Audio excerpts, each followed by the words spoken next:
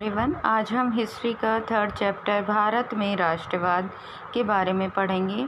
हमने first chapter पढ़ा Europe में राष्ट्रवाद, और जो सेकंड चैप्टर आपकी बुक में दिया हुआ है इंडो चाइना, वो अब हमारे सिलेबस में नहीं है, वो लास्ट ईयर ही कट गया था। तो अब जो हमारा सेकंड लेसन हो जाता है, वैसे अकॉर्डिंग टू बुक तो ये थर्ड लेसन है, लेकिन अब हमारा ये सेकंड लेसन है भारत में राष्ट्रवाद। राष्ट्रवाद मैंने आपको बताया था, देश के प्रति देश भक्ति की भावना, गौरव की भावना, प्यार की भावना, ये सब क्या कहलाती है? राष्ट्रवाद कहलाती है। तो जब यूरोप में आधुनिक राष्ट्रवाद के साथ साथ नए राज्यों का उदय हुआ, उनके राष्ट्र के प्रति लगाव का भाव पैदा होने लगा, नए प्रतीक चिन्हों के रूप में, गीतों के रूप में, मैंने देश की पहचान के प्रतीकों के रूप में एक नई तरह की चेतना जो जागृत हुई, उसका भारत में भी आधुनिक राष्ट्रवाद के ऊपर भी बहुत अधिक प्रभाव पड़ा, क्योंकि भारत भी कई वर्षों तक, कई सैकड़ों वर्षों तक दूसरे देश का उपनिवेश यानी कि ब्रिटेन का उपनिवेश रहा और गुलाम रहा। औपनिवेशिक शासक वो होते हैं जो हम पर, यानी कि उपनिवेश तो हमारा देश था, और औपनिवेशिक देश कौन सा था? जिसके अंडर हम कंट्रोल थे, यानी कि जिसके अंडर कंट्रोल थे किसके? ब्रिटेन के, यानी कि वो कौन थे? औपनिवेशिक शासक थे। उनके खिलाफ जो संघर्ष के दौरान लोग आपसी समूह को एक दूसरे से बांध दिया था, लेकिन हर वर्ग समूह पर स्वतंत्रता के मायने भी भिन्न थे। महात्मा गांधी के नेतृत्व में कांग्रेस ने इन समूहों को इकट्ठा करके एक विशाल आंदोलन खड़ा किया। हमने 8th क्लास में भी 1920 तक के जो भी राजनीतिक घटनाएं थी, कांग्रेस का गठन था, 1857 की क्रांति थी, किस तरह धीरे धीरे मुस्लिम लीग, कांग्रेस, ये सब राष्ट्रवाद या नेशनल जो राष्ट्रीय दल थे वो सामने आ रहे थे। अब हम इस लेसन में हम प्रथम विश्व युद्ध के बाद के, प्रथम विश्व युद्ध कब हुआ? 1914 में, और ख़त्म हुआ 1918 में। हम इस लेसन में 1914 के बाद की कहानी, यानी कि जब महात्मा गांधी साउथ अफ्रीका से, दक्षिण अफ्रीका से भारत लौटे, और फिर उन्होंने किस तरह पूरे देश में एक राष्ट्रीय आंदोलन, लोगों को एक छत्र देशभक्ति के उसमें बांधना शुरू किया, हम वो इस लेसन में पढ़ेंगे। अब पहला आ जाता है पहला विश्व युद्ध। पहला विश्व युद्ध हुआ था बेटा 1914 से 1918 तक, और खिलाफत आंदोलन और असहयोग आंदोलन। खिलाफत आंदोलन 1919 में चला और असहयोग आंदोलन 1920 में शुरू हुआ। ठीक है, 1919 के बाद के सालों में हम देखते हैं, यानी कि 1918 में जब पहला विश्व युद्ध खत्म हो गया, तो 1919 में, क्योंकि अंग्रेज़ों ने पहला विश्व युद्ध लड़ा था, उनके ऊपर बहुत ही ज़्यादा उनके जो खर्चे थे, उनका जो सैनिक एक्सपेंडिचर था, रक्षा खर्चा था, वो सब बढ़ गया था। तो इस तरह से एक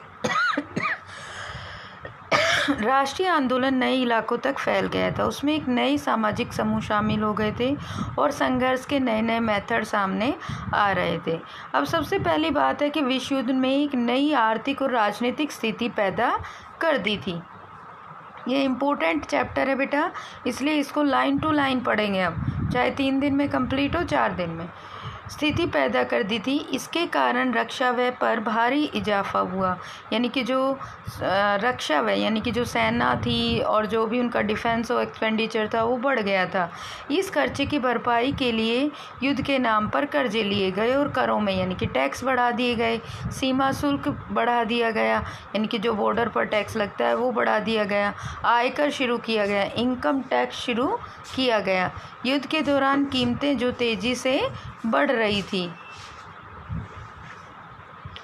1913 से 1918 के बीच कीमतें क्या हो गई थी? दोगुनी हो गई थी, जिसके कारण आम लोगों की मुश्किलें बढ़ गई थी। गाँव में सिपाहियों को जबरन भर्ती किया गया। गांव में सिपाहियों को, यानी कि ज़बरदस्ती उनको, चाहे वो युवा भर्ती होना चाह रहे थे, नहीं चाह रहे थे, अंग्रेज़ों ने उनको ज़बरदस्ती भर्ती करना। ये भी कई बार 1 नंबर में क्वेश्चन पूछा जाता है बेटा कि जबरन भर्ती से आपका क्या अभिप्राय है? यानी कि ग्रामीण क्षेत्रों में युवाओं को ज़बरदस्ती सेना में शामिल किया जा रहा था, इसे जबरन भर्ती कहा जाता है। और इससे जो ग्रामीण क्षेत्र था उसमें लोग बहुत ही ज़्यादा गुस्सा थे। 1918, 19 और 1920-21 में देश के बहुत सारे हिस्सों में फसल खराब हो गई थी, क्योंकि वहाँ बाढ़ आई थी और कुछ क्षेत्रों में जो है खाद की समस्या पैदा हो गई थी। और उस समय फ्लू की महामारी 1921 में फैली थी। और जनगणना के अनुसार उस महामारी में जो ये महामारी फैली थी, इसमें 120 से 130 यानी कि 1 करोड़ 1.5 करोड़ के आसपास लोग मारे गए थे। लोगों को उम्मीद थी कि युद्ध खत्म होने के बाद उनकी मुसीबतें कम हो जाएगी, क्योंकि अंग्रेज़ों ने ऐसा ही आश्वासन देकर उन लोगों को युद्ध में शामिल, जो भारत है उसको शामिल किया था। अब आ जाती है बात महात्मा गांधी से। ये तो हमने बताया कि परिस्थितियाँ कैसी थी प्रथम विश्व युद्ध के बाद भारत में। अब आ जाती है सत्याग्रह का विचार। महात्मा गांधी जनवरी 1915 में भारत लौटे। कई बार 1 नंबर में ये क्वेश्चन भी आपका पूछ लिया जाता है कि महात्मा गांधी भारत कब लौटे, तो वो 1915 में आए। कहाँ से आए थे? दक्षिण अफ्रीका में थे। उससे पहले वो जो बैरिस्टर की उन्होंने पढ़ाई की थी वो वहीं पर वकालत करते। उन्होंने एक नई तरह के जन आंदोलन के रास्ते पर चलते हुए यहाँ की नस्ल भेदी सरकार से सफलतापूर्वक लोहा लिया था। आगे इसमें आ जाता है बेटा, इस पद्धति को वे सत्याग्रह कहते थे। सत्याग्रह यानी कि सत्य के पथ पर चलते हुए विरोध उत्पन्न करना। उन्होंने 1916 में 1915 में वो यहाँ पर वापस आए थे। 1916 में उन्होंने बिहार के चंपारण के इलाके का दौरा किया। बिहार में एक चंपारण ज़िला है, वहाँ पर वो गए। वहाँ पर उन्होंने किसानों की दशा देखी। वो लोग ज़बरदस्ती अंग्रेज़ जो है उनसे नील की खेती कराते थे। नील वो इंडिगो जो आपने 8th क्लास में भी पढ़ा है। वहाँ पर बागान व्यवस्था के खिलाफ किसानों के संघर्ष के लिए प्रेरित किया। और उन्होंने 1916 में जो चंपारण इलाके में सत्याग्रह किया। फिर उसके बाद उन्होंने 1917 में गुजरात के खेड़ा ज़िलों में किसानों की मदद के लिए सत्याग्रह किया, क्योंकि फसल खराब हो जाने और प्लेग की महामारी के कारण खेड़ा के ज़िले में किसान जो थे वो लगान चुकाने की हालत में नहीं थे, और वो चाहते थे कि जो ब्रिटिश सरकार है वो उनको लगान में छूट दे। 1918 में उन्होंने उसमें अहमदाबाद में जो सूती कपड़ा मिल मज़दूर थे उनके लिए आंदोलन चलाया कि उनको भी बराबर का वेतन दिया जाए और काम के घंटे फिक्स कर दिए जाए।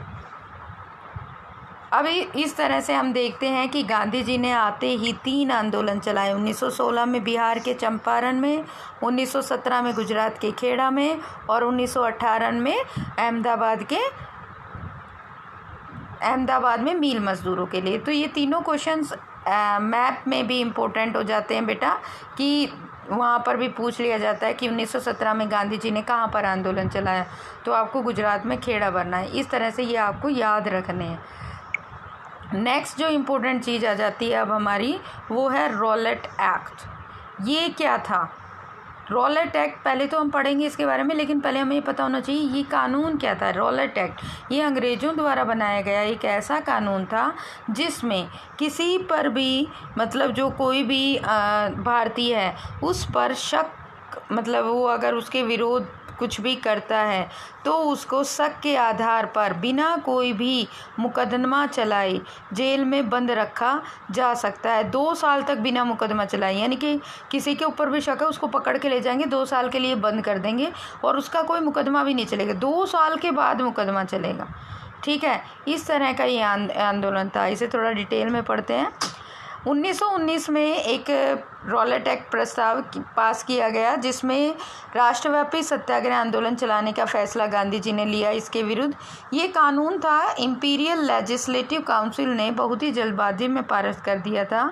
और इसमें क्या था कि राजनीतिक कैदियों को, कि कोई भी अगर राष्ट्र विद्रोह करता है अंग्रेज़ों के विरुद्ध तो उनको बिना मुकदमा चलाए अधिकार मिल गया और वो उनको 2 साल तक बंद रखेंगे, उसके बाद मुकदमा। तो इस अन्यायपूर्ण कानून के खिलाफ गांधी जी ने नागरिक अवज्ञा आंदोलन शुरू करना चाहते थे और उन्होंने 6 अप्रैल को एक हड़ताल से शुरू करने के लिए डिसाइड किया। विभिन्न शहरों में रैली जुलूसों का आयोजन किया गया। रेलवे वर्कशॉप और जो कामगार थे जो भी थे वो इससे हड़ताल पर चले गए और जो भी रेलवे टेलीग्राफ संचार जैसी सुविधाएं थी उन्हें बैन करने की आकांक्षा से भयभीत अंग्रेज़ों ने राष्ट्रवादियों का यानी कि जो भी ये राष्ट्रवादी थे लीडर्स थे हमारे इनका दमन शुरू कर दिया। इन्हें हिरासत में लेना शुरू कर दिया, जेल में बंद कर दिया। अगर ये इकट्ठा होते तो इन पर लाठियाँ बरसाई जाती थी।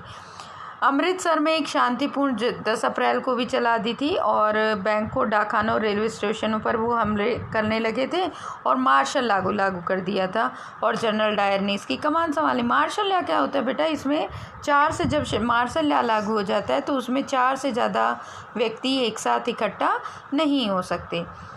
फिर जो इसकी इम्पोर्टेंट चीज़ आ जाती है जलियांवाला बाग हत्याकांड। ये उसी दौरान की बात है जब एक्ट लागू हुआ था। तो अप्रैल में जनरल डायर ने तो कमान संभाल ही ली थी और मार्शल लॉ लागू कर दिया। लोगों को पता नहीं था। उस दिन अमृतसर में बहुत सारे गांव वाले सालाना वैसाखी मेले में शिरकत, यानी कि अमृतसर में एक हर साल जो मेला लगता था उसमें आस पड़ोस के गांव के लोग उसमें आकर जमाई करते। काफ़ी लोग तो सरकार द्वारा लागू किए गए दमनकारी कानून विरोध का प्रकट करने के लिए वहाँ एकत्रित हुए थे। किसमें? एक जलियांवाला बाग है वहाँ पर अमृतसर में, ठीक है। ये मैदान चारों तरफ से बंद था और शहर के बाहर होने के कारण वहाँ जुटे लोगों को यह पता भी नहीं था कि शहर में मार्शल लॉ लागू हो गया है। अब क्या हुआ, जब वो लोग वहाँ इकट्ठा थे तो वहाँ पर जनरल डायर सैनिकों के साथ पहुँचा और उसने मैदान से बाहर निकलने वाले सारे रास्तों को बंद कर दिया और जो एक रास्ता था वहाँ पर सैनिकों सहित उसने अंधाधुंध, वहाँ सैकड़ों हजारों लोग थे, उन पर गोलियाँ बरसाना उसने शुरू कर दिया। तो इस तरह से जो दहशत और विस्मय का भाव पैदा करना चाहता था कि लोग डर जाएं और इकट्ठा ना हों और उनका विरोध ना करें, तो इस तरह से जलियांवाला बाग हत्याकांड में सैकड़ों लोग मारे गए। अब ये याद करने वाला है, कई बार रॉलेट एक्ट पे भी आता है 2 नंबर का, कई बार जलियांवाला बाग पर भी, संक्षिप्त हत्याकांड पर भी नोट लिखें, इस तरह से आ सकता है। तो ये कैसे हुआ था ये आपको सारा बताना है। फिर है जलियांवाला बाग की खबर जैसे ही उत्तर भारत में तो लोग इसके विरुद्ध हो गए। जो सत्याग्रही थे, राष्ट्रवादी थे, वो बिल्कुल सड़कों पर उतर आए और उन्होंने जो ब्रिटिश सरकार थी उन्होंने और ज़ोर शोर से उनका दमन करना शुरू कर दिया। रॉलेट सत्याग्रह एक बहुत बड़ा आंदोलन था, लेकिन अभी भी यह मुख्य शहरों और कस्बों तक ही सीमित था। मतलब पूरे एरिया में यह अभी भी भारत में यह नहीं फैला था। हिंदू मुसलमानों को एक दूसरे के नज़दीक लाए बिना ऐसा कोई आंदोलन नहीं चलाया जा सकता था। तो खिलाफत का मुद्दा उठाकर वे दोनों समुदायों को ला सके। अब क्या था, अब आ जाती है बात बेटा खिलाफत आंदोलन की। आपने 2 चीज़ें पढ़ ली है, रॉलेट एक्ट, अब आ जाता है जलियांवाला बाग के बाद खिलाफत आंदोलन क्या था। खिलाफत आंदोलन क्यों ये मुसलमानों ने शुरू किया था? क्यों? जो ऑटोमन तुर्की की जो हार हुई थी उससे ये फैली कि जो इस्लाम का जो आध्यात्मिक नेता है खलीफा, ओटोमन सम्राट पर बहुत सख्त शांति संधि थोपी गई है और उसकी जो भी उसकी शक्तियाँ थी, उनके खलीफा के जो इस्लाम का धार्मिक गुरु माना जाता था, उसकी शक्तियाँ छीन ली गई हैं। और तो इस तरह से मार्च 1919 में एक खिलाफत समिति का गठन किया गया। जो किसने किया था ये भी कई बार पूछा जाता है, खिलाफत समिति का गठन किसने किया था? मोहम्मद अली और शौकत अली बंधुओं ने। और उन्होंने महात्मा गांधी के साथ चर्चा शुरू की और सितंबर 1920 में कांग्रेस कलकत्ता अधिवेशन में महात्मा गांधी ने भी दूसरे नेताओं को इस पर राजी कर लिया कि वे खिलाफत आंदोलन के समर्थन और स्वराज के लिए एक असहयोग आंदोलन शुरू करना चाहते थे। अब सारी चीज़ें मिक्सअप हो गई, यानी कि मुसलमानों को मिलाने के लिए उनके खिलाफत आंदोलन को एग्री किया। अब वो असहयोग आंदोलन असहयोग आंदोलन यानी कि किसी अंग्रेज़ों को किसी भी प्रकार का सहयोग ना देना, ठीक है। वो गांधी जी का ये सोचना था कि असहयोग आंदोलन के द्वारा ही हम अंग्रेज़ों को हरा सकते हैं। तो आज के में इतना ही बेटा, ये बहुत ही इम्पोर्टेंट लेसन है और आप इतना ही डिटेल में पढ़ोगे और अच्छे से याद करोगे।